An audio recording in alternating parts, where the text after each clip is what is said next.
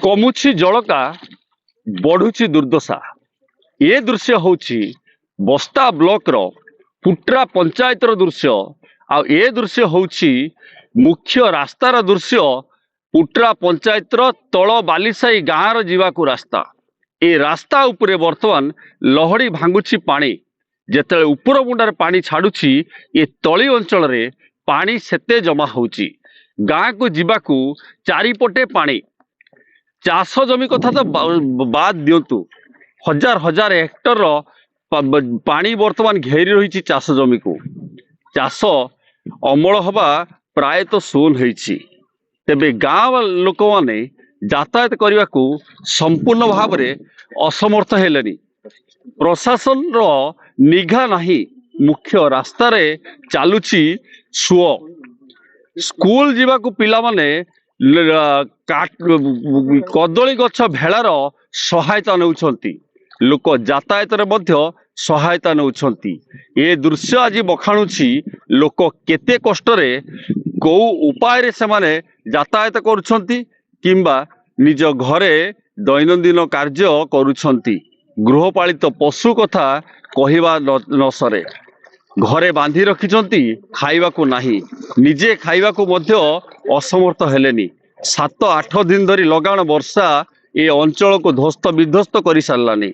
तेबे वर्तमान पुट्रा पंचायत रो ए तळ बालिसाई गाँव दृश्य देखुचु जी हूँ सीधा सड़क केमते काठ भेड़ार लोक यातायात करछंती। गोटे पटे रास्ता उपरे पानी अन्य पटे बिलरे पानी। घरू बाहरिले पानी यातायात कले पानी। ये सबु जगार पानी रो लहड़ी भांगुची। आम सहित अच्छी किसी ग्रामवासी अच्छा केमिति से माने ये अंचल को अंचल रही केमिति से माने दैनंदिन जीवन यापन करछंती से विषय आम सीधा सड़क कथा हवा। कौन कहबे आपनकर परिचय टिके देले? अजय सांतरा। हां कौन पुट्रा पंचायत रो तळवाली साई। आज्ञा हमर जो मेन रास्ता ऊपर गोटे चट्टाण कर चट्टाण उपर 5 फुट 4 फुट पानी रही सबुदिन।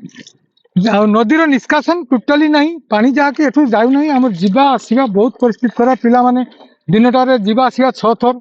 ट्यूशन जाउची 2 टाइम। स्कूल जाउची थरे 6 टाइम। तांकर जीवा आसवा बहुत प्रतिवादक होउची। जामा पटा पिंधि दियाउची कादो होइकी घर को आसी कांता काटा से माने करचंती बहुत। आ तेन चाष आमर तोड़ी आउ नहीं आम अवस्था रे। कर्ज किछि करिकि भी आमे चाषर आगे जाइतिलु। बर्तमान सब तो चली जाइए। आ पानी रो निष्कासन टोटाली नहीं। आम पानी घर भितर अच्छु। आ रंधा बाड़ा खाइबा खाद्य बहुत कष्ट पाउछु। आ रुगी रुगी जीवा आसिया बहुत कष्ट करे। केमती तेबे आपण माने सीधा सड़क सुनुथले जे माने दैनंदिन जीवन यापन मध्य विपर्यस्त होई पड़छि। आम सहित अच्छी ये गोटे पिला अछि। बापा के श्रेणी पाठ पढ़छो? पंचम श्रेणी। आज स्कूल जाइतिलो ना? काई जाइनो? उदा मुदा के स्कूल जाउचे। हां कोन हिची असुविधा? ए रास्ता ठीक होनी। पानी पानी हेची। रास्ता रो पानी हेची। आ अन्य छ माने जाउछंती? हां संडे उदाई के जाउछंती। उदाई के जाउछंती। कोन कहिवो तमे? रास्ता ठीक कर दे। रास्ता ठीक कर दे।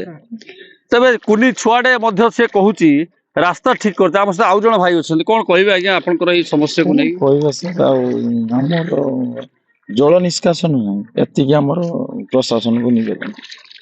चाष जमी तो नष्ट हो जाइछि। आउ रास्ता पूरा 4 फुट ऊपर पानी प्रवाहित होउछि। ए जे बन्या हेछि ए पानीटा ए चलित वर्ष हेछि ना या पूर्वरु मध्ये होइछि? ना पूर्वरु ए 10 वर्ष हलानी एमती चली पानी चट्टाण। केतल आपण माने दाबी उपस्थापन करि सब बेले हमें गवर्नमेंट को दाबी करि चलीछु किंतु आम कथा केही बुझि ना।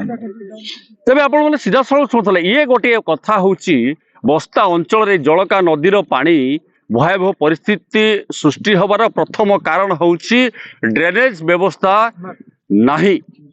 बस्ता अंचल रे टोटल अंचल को आमे जतबेले देखिबा टोटल रास्ता कड़रे 9 जोड़ी सबू ओभरलोड होइके अछि बा से माने जबरदखलकारी कबल रे रहउछि जहा फल रे पानी सब जमा होई रहउछि। ये हला प्रथम कथा। द्वितीय कथा हला ये वर्ष वर्ष धरी ये गोटे परंपरा रही आसीछि। जलका नदी रे पानी आसुछि एवं तली अंचल बुड़ीबो ऊपर मुंडारे पानी छाड़िबो तली अंचल बुड़ीबो ये गोटे परंपरा रही आसीछि। ए परंपरा को सुधार करने को केतेबेले प्रशासन निघा नाही किंबा नेतृत्व मंडलींकर निघा पड़ुनी।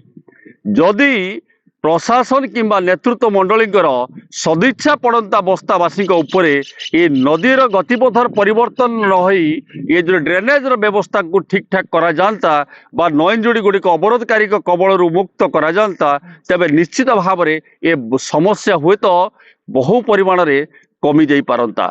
तेबे देखिया बाकी रहा सरकार केबे ये जलका नदीर सुधारीकरण किंबा ये तार जो शाखा प्रशाखार सुधार करने को केबे प्रचेष्टा करुछंती आउ ये लोकंक पाखरे केतेबेले सरकार बा प्रशासन यहाँ पाखरे पहुँचबार सफल हेउछि। बालेश्वर जिला बस्तारू दिनमु प्रधान एमएस टीवी।